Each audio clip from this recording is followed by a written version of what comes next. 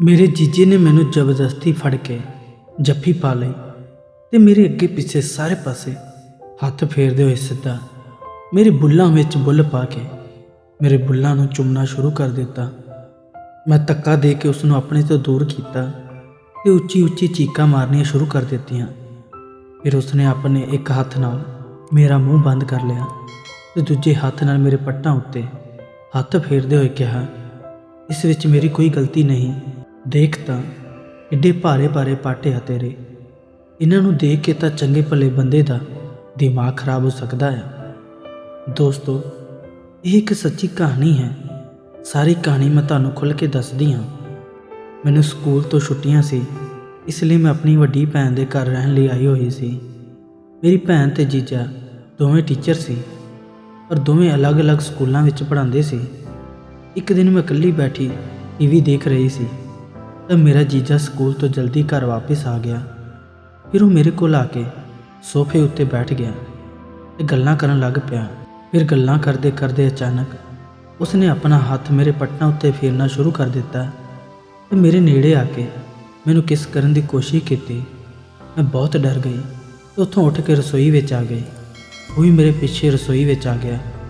ਫਿਰ ਉਸਨੇ ਮੈਨੂੰ ਜ਼ਬਰਦਸਤੀ ਫੜ ਕੇ ਜੱਫੀ ਪਾ ਲਈ ਤੇ ਮੇਰੇ ਅੱਗੇ ਪਿੱਛੇ ਸਾਰੇ ਪਾਸੇ ਹੱਥ ਫੇਰਦੇ ਹੋਏ ਸਿੱਧਾ ਮੇਰੇ ਬੁੱਲ੍ਹਾਂ ਵਿੱਚ ਬੁੱਲ ਪਾ ਕੇ ਮੇਰੇ ਬੁੱਲ੍ਹਾਂ ਨੂੰ ਚੁੰਮਣਾ ਸ਼ੁਰੂ ਕਰ ਦਿੱਤਾ। ਮੈਂ ਧੱਕਾ ਦੇ ਕੇ ਉਸ ਨੂੰ ਆਪਣੇ ਤੋਂ ਦੂਰ ਕੀਤਾ ਤੇ ਉੱਚੀ ਉੱਚੀ ਚੀਕਾਂ ਮਾਰਨੀਆਂ ਸ਼ੁਰੂ ਕਰ ਦਿੱਤੀਆਂ। ਫਿਰ ਉਸਨੇ ਆਪਣੇ ਇੱਕ ਹੱਥ ਨਾਲ ਮੇਰਾ ਮੂੰਹ ਬੰਦ ਕਰ ਲਿਆ ਤੇ ਦੂਜੇ ਹੱਥ ਨਾਲ ਮੇਰੇ ਪੱਟਾਂ ਉੱਤੇ ਹੱਥ ਫੇਰਦੇ ਹੋਏ ਕਿਹਾ, ਇਸ ਵਿੱਚ ਮੇਰੀ ਕੋਈ ਗਲਤੀ ਨਹੀਂ ਹੈ। ਦੇਖ ਤਾਂ ਕਿੱਡੇ ਭਾਰੇ ਭਾਰੇ ਪਾਟੇ ਆ ਤੇਰੇ, ਇਹਨਾਂ ਨੂੰ ਦੇਖ ਕੇ ਤਾਂ ਚੰਗੇ ਭਲੇ ਬੰਦੇ ਦਾ ਦਿਮਾਗ ਖਰਾਬ ਹੋ ਸਕਦਾ ਹੈ। ਨਾਲੇ ਮੇਰੀ ਇੱਕ ਗੱਲ ਯਾਦ ਰੱਖੀ, ਜੇ ਤੂੰ ਇਸ ਬਾਰੇ ਆਪਣੀ ਭੈਣ ਜਾਂ ਕਿਸੇ ਹੋਰ ਨੂੰ ਕੁਝ ਵੀ ਦੱਸਣ ਦੀ ਕੋਸ਼ਿਸ਼ ਕੀਤੀ ਤਾਂ ਮੈਂ ਤੇਰੀ ਭੈਣ ਨੂੰ ਤਲਾਕ ਦੇ ਦੇਵਾਂਗਾ।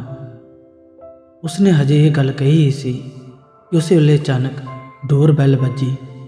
ਦੀਦੀ ਦੇ ਘਰ ਆਉਣ ਦਾ ਟਾਈਮ ਹੋ ਗਿਆ ਸੀ, ਇਸ ਲਈ ਉਹ ਮੈਨੂੰ ਛੱਡ ਕੇ ਚੁੱਪਚਾਪ ਉੱਥੋਂ ਚਲਾ ਗਿਆ। ਮੈਂ ਬਹੁਤ ਡਰੀ ਹੋਈ ਸੀ ਤੇ ਮੈਂ ਦੀਦੀ ਦਾ ਘਰ ਬਰਬਾਦ ਨਹੀਂ ਕਰਨਾ ਚਾਹੁੰਦੀ ਸੀ, ਇਸ ਲਈ ਮੈਂ ਦੀਦੀ ਨੂੰ ਇਸ ਬਾਰੇ ਕੁਝ ਨਹੀਂ ਦੱਸਿਆ। ਫਿਰ ਉਸੇ ਸ਼ਾਮ ਦੀਦੀ ਸੈਰ ਕਰਨ ਬਾਹਰ ਚਲੀ ਗਈ। ਮੌਕੇ ਦਾ ਫਾਇਦਾ ਚੁੱਕ ਕੇ ਜੀਜਾ ਮੇਰੇ ਕਮਰੇ ਵਿੱਚ ਆ ਗਿਆ। ਉਸਨੇ ਮੈਨੂੰ ਫੜ ਕੇ ਜ਼ਬਰਦਸਤੀ ਬੈੱਡ ਉੱਤੇ ਲੰਮੀ ਪਾ ਲਿਆ ਤੇ ਮੇਰੇ ਅੱਗੇ ਪਿੱਛੇ ਸਾਰੇ ਪਾਸੇ ਹੱਥ ਫੇਰਦੇ ਹੋਏ ਕਿਹਾ, ਅੱਜ ਰਸੋਈ ਵਿੱਚ ਮਜ਼ਾ ਤਾਂ ਤੈਨੂੰ ਵੀ ਬਹੁਤ ਆਇਆ ਹੋਣਾ, ਪਰ ਉਸ ਵੇਲੇ ਤੇਰੀ ਭੈਣ ਨੇ ਗਲਤ ਟਾਈਮ 'ਤੇ ਆ ਕੇ ਸਾਰਾ ਸਵਾਦ ਖਰਾਬ ਕਰ ਦਿੱਤਾ ਸੀ। ਪਰ ਅੱਜ ਰਾਤ ਨੂੰ ਤਿਆਰ ਰਹੀ, ਮੈਂ ਤੈਨੂੰ ਤੇਰੇ ਕਮਰੇ ਵਿੱਚ ਮਿਲਣ ਆਵਾਂਗਾ। ਡਰ ਦੇ ਕਾਰਨ ਹੁਣ ਮੇਰੀ ਹਾਲਤ ਬਹੁਤ ਖਰਾਬ ਹੋ ਗਈ ਸੀ, ਪਰ ਮੈਂ ਇਸ ਬਾਰੇ ਕਿਸੇ ਨੂੰ ਦੱਸ ਵੀ ਨਹੀਂ ਸਕਦੀ ਸੀ।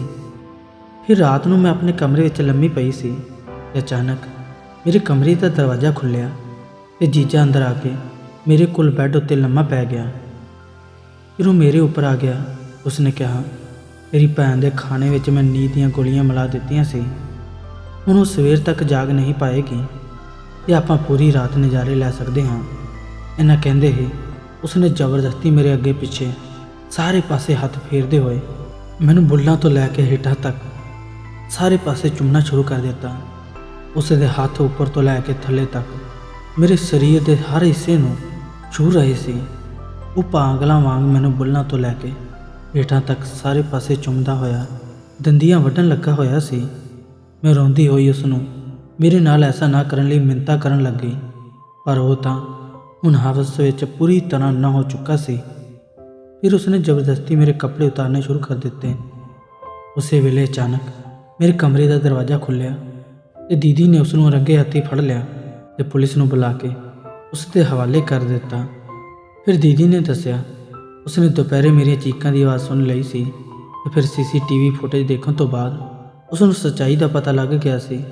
ਜੀਜੇ ਨੂੰ ਇਹ ਗੰਦੀ ਕਰਤੂਤ ਕਰਦੇ ਰੰਗੀ ਹੱਥੀਂ ਫੜ ਕੇ ਉਸ ਨੂੰ ਉਸਦੇ ਕੀਤੇ ਦੀ ਸਜ਼ਾ ਦਿਵਾਉਣਾ ਚਾਹੁੰਦੀ ਸੀ।